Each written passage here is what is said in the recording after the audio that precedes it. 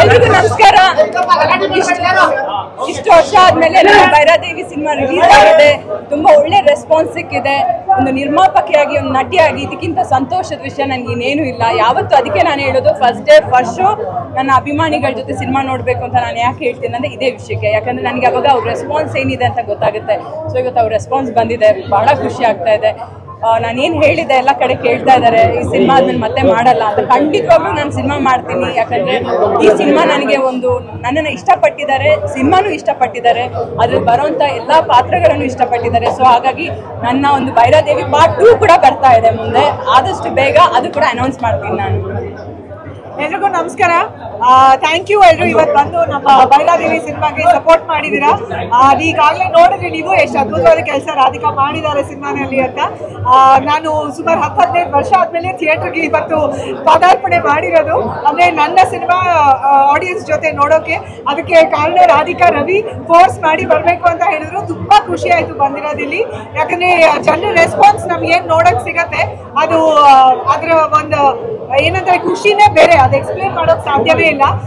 So Dasara ಹಬ್ಬದ ದಿನ ನಿಮ್ಮೆಲ್ರಿಗೂ ದಸರಾ ಹಬ್ಬದ ಹಾರ್ದಿಕ ಶುಭಾಶಯಗಳು.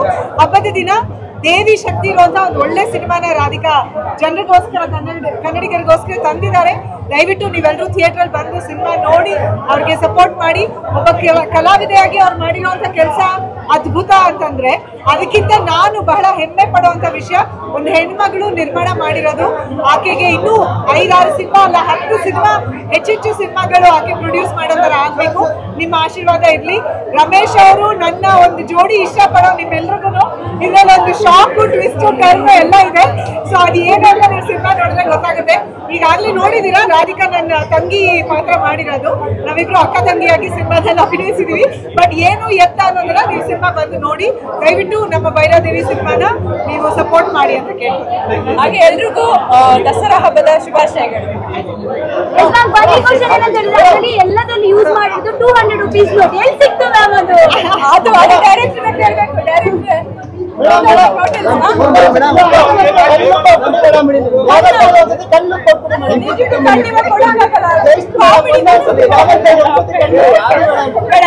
ನೆಕ್ಸ್ಟ್ ಇಂಟರ್ವ್ಯೂ ಅದಕ್ಕೋಸ್ಕರ ರೆಡಿಯಾಗಿ ಬರ್ತೀನಿ.